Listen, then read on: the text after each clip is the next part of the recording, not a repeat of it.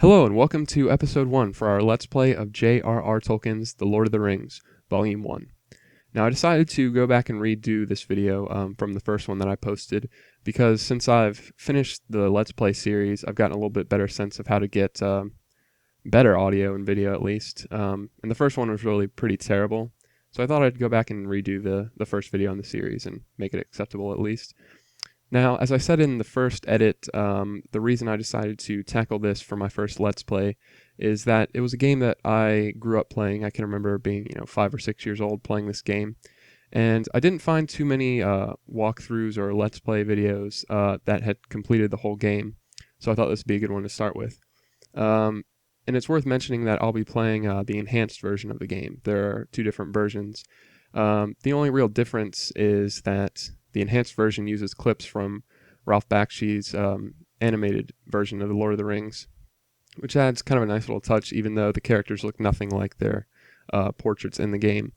Aside from that, there are just a couple little bugs or technical things that are different, but for all intents and purposes, it's the same game. And I think that's everything I needed to talk about, so we'll go ahead and start a new game. We'll start a new game. I had to select the window, and it'll erase all your saved games, so although I never understood why that had to be the case, but we'll go ahead and say yes. And we'll get a couple clips here to introduce the story. Long ago, in the early years of the Second Age, the great elven smiths forged rings of power, 9 for mortal men, 7 for the dwarf lords, 3 for the tall elf kings. But then the Dark Lord learned the craft of ring-making and made the Master Ring, the one ring to rule them all. With the one ring, Middle-earth's his, and he cannot be overcome. As the last alliance of men and elves fell beneath his power, he did not notice the heroic shadow who slipped in. It was Prince Isildur, of the mighty kings from across the sea, who took the ring.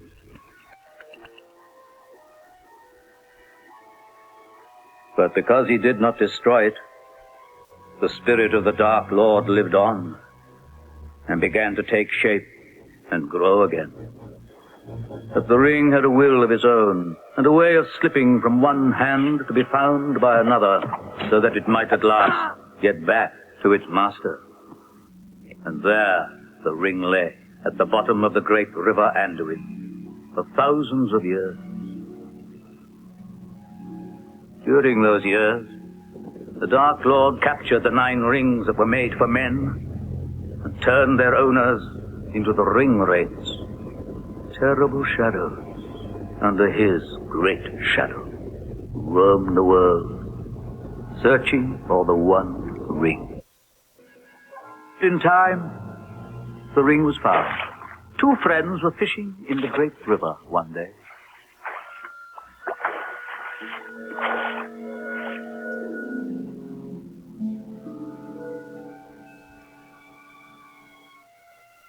Give us that, Eagle, my love. Why, Smeagol? Because it's my birthday, my love. And I want it. I have already given you more than I could afford. I found this, and I'm going to keep it. Oh, are you indeed, my love?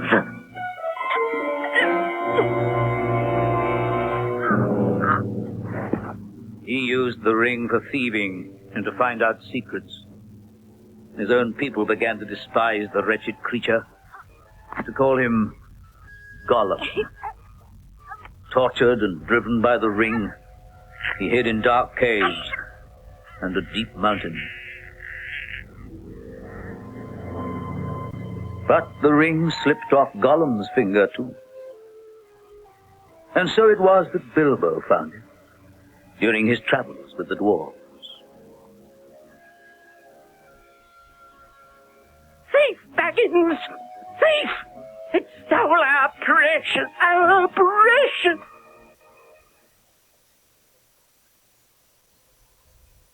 We'll get one more video clip here.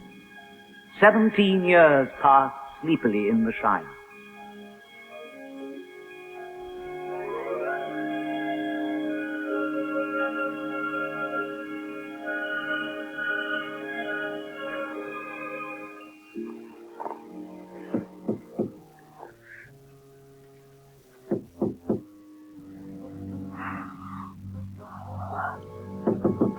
All right, just a minute.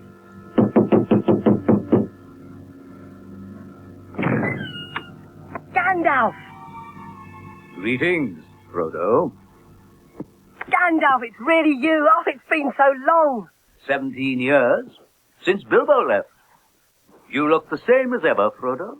You look older, Gandalf. I've been on a long journey. It's the ring, isn't it? Bilbo's funny magic ring. You always used to look like that when you talked about it. Bilbo's funny ring? It makes you invisible? Give it to me, Frodo. Give you the ring? For a moment only.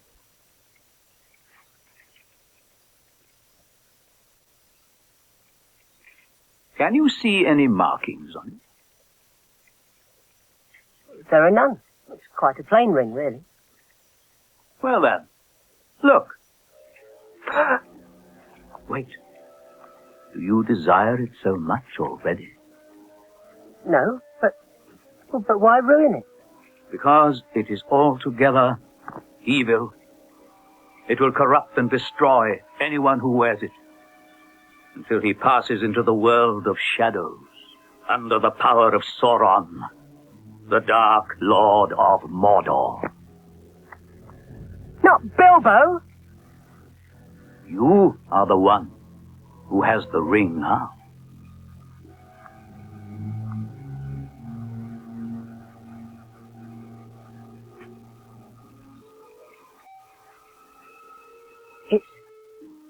It's not even warm. No, not even a dragon's fire could harm that ring. Ash Nag Dabatulu. Ash Nag Kimbatul. One ring to rule them all. One ring to find them. One ring to bring them all. And in the darkness bind them.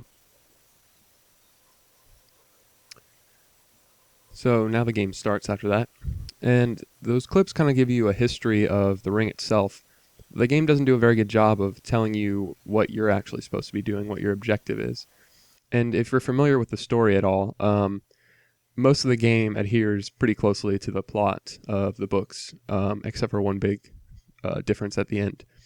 There are also little side quests and stuff all over the place that make the game interesting enough, but pretty much if you know the story, right now our objective is to take the ring to Rivendell. So I guess we'll go ahead and get started. A lump forms in your throat as you say goodbye to Bag End. Sam and Pippin are next to you. They want to accompany you to the Buckland Ferry, where your cousin Mary is waiting for you. And the key to playing the game is understanding the interface, really. Obviously, here we have the arrow, and just clicking will move us in that direction. If you right-click, you'll bring up this menu here, the interface. And this is where you have all your options of how you interact with the world. So here we have, right now our only character is Frodo, so we have his portrait here, and we have his health over on the side. And then these are all the different buttons. So the sword is the attack option. And a lot of times when enemies are around, you'll sort of automatically go into combat, but there will be a couple of times where you can engage enemies in combat by pressing this button. And a lot of times it won't let you just attack anybody you want to. And here we have all the statistics of the character and also how much money you have in your party. All your characters will share the money, so this number will be the same for everybody. This button is how you get items. In the enhanced version, you're automatically given the chance to pick up items when they're around. I think in the standard version, it may tell you there's a torch here or whatever, and then you'll have to press this button to pick it up. But if you don't pick up the items and you want to come back and get them, you can use this button again to try and get them a second time. This button lets you manipulate items. Right now, the only item we have the ring and Bag End key.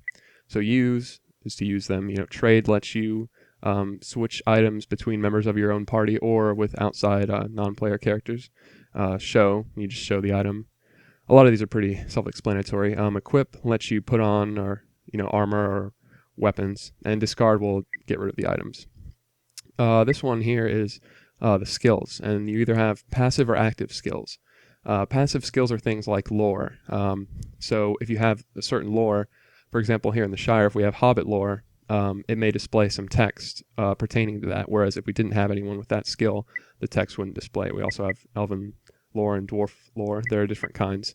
And then active skills are things that will directly let you interact with the environment or other people. So climb up a cliff or jump across a chasm, read a book, whatever. This one here is magic, and there are two different types. We only have one right now, but there are words of power, which will have this exclamation mark next to them, or spells, which won't have a symbol. Words of power can only be used once. So once you use them, they will disappear from this menu, whereas spells can be used as many times as you want. But the trade-off of that is spells will deplete some of your character's health by using them, and words of power won't. Talk. These three, talk to people, dismiss members of your party, or recruit new characters. This lets you change the leader of your party. The leader's more likely to take damage from traps in the environment, such as a branch falling or tripping over a root or something like that. This is all the options for the game, load, save, all that. These are pretty self-explanatory as well. And this just lets you exit from the interface. So it said that we have Sam and Pippin standing next to us, so we can go ahead and talk to them and see if they have anything to say. You need someone you can depend on. And we can't question Sam, but a lot of characters you'll have the option down here next to the exit button to question them. So you can type in keywords and all that. I'll show you a little bit about that when we have another character we can ask questions to. Take me with you. So it seems like they want to come with us on our journey, so we'll recruit both of them to the party. And now we have three hobbits here. You are in front of the door to Bag End. This is Frodo's home here. You have entered Bag End, widely renowned as the most comfortable hole in Hobbiton, and, until today, home of the Baggins family. So there are a couple things we need to do here in Bag End. You remember the voice of Gandalf. A few months ago in this very room he said to you, "But I do not think you need to go alone, not if you know of someone you can trust. This room seems cold and barren now. The time has come to leave the Shire." It doesn't say anything about this either in the game, but basically the story going around the Shire is that Frodo is moving across the river to Brandywine. You have entered the Library of Bag End. There are many books of Hobbit lore, as well as several volumes of Elven lore from Rivendell. You loathe the idea of Lotho fingering Bilbo's beloved books, but doubt that Lotho Pimple has the imagination or curiosity to ever look at them. Well, since we're in the library, we'll try out some of our skills and see if we can find anything worth reading. A note from Bilbo says, "Must ask the Brandybucks about Old Forest." You put this down for a copy of something far more interesting, the Lay of Lthien, the Song of Beren and Lthien. The Lay of Lthien, the Song of Beren and Lthien. It says that Lthien danced by the shores of the river Escaldil when the world was young, and some of the waters of Middle-earth still remember her. In places where the elves still dwell, her memory will stir the waters to a powerful defense, even against the mightiest of foes. You find a letter from Gandalf. "My dear Frodo, if I do not come by your birthday, leave without me. Use the traveling name Underhill. Seek help at the Prancing Pony Inn in Bree. I have friends there who will help you." And by reading about Lthien, everyone in our party has picked up a word of power that we can use near the water, since it said the waters will stir at the call of her name, or whatever it said. Bilbo's chest is in this room. When he left for Rivendell, he forgot to leave the key with Frodo. Well, we actually have a way that we can get into the chest anyways. Pippin has the skill to pick locks. You open the chest. There is something gleaming inside, waiting to be taken. We'll get some silver pennies, and like I said, that's shared among everyone in your party. You see items here you might use. And it comes up automatically here, but I think, like I said in the standard version, you would have had to press the get button at that point. Anyways, that's all we need to do in Bag End here. So now we can set off on our journey once we leave the house here. We're in front of the door Bag End again. And I think I'll maybe pop into one of these houses here. So we have another hobbit, it looks like, and we'll talk to Griffo Boffin. Mr. Baggins, so pleased to see you in my humble home. And we can question Griffo here. So when you type in questions, one way you can pretty much get universal answers is asking them about news. If you just ask them, anything you want, like you suck, they'll just say, I don't know any more than you do about that. And they respond to certain keywords, and oftentimes news is a good one to start with. They say that a drunken dwarf is at the Green Dragon Inn in Bywater asking for a burglar. So now we have a little bit of information from him, so maybe we can type in a keyword from that statement to bring up something else. You know how odd those folk can be, certainly not like sturdy hobbits and hobbits. I'm sure we could have gotten more out of him, like if we'd asked him about the Green Dragon or whatever, but that's basically the gist of asking people questions, and you can get helpful information out of a lot of people by doing that. So anyways, we'll continue to the south here. Lobelia Sackville Baggins hits Frodo with her umbrella. Give me the key to Baggin, she shouts. It's time that decent folk lived there. Give it to me now. They didn't mention this either, but since the rumor going around is that Frodo's going to live across the river, and he sold the home to the Sackville Baggins. So if we don't trade her the key now, she'll actually come back later, and you'll sort of lose the game at that point if you don't give it to her there. So we might as well give it to her now, since we'll have to at some point. And since we've gotten everything we need out of Baggins, we won't need to go back into it. And once you give her the key, you can't, since she locks the door, I guess. So we'll go ahead and trade her the key. Ours at last, Lobelia says. Now off to Buckland with you, and don't bother us again. And she runs through all three of us on her way there. But anyways, I think this will be a good place to bring this video to a close, and we'll continue to explore the Shire, and hopefully meet our cousin Mary near the ferry in the next video.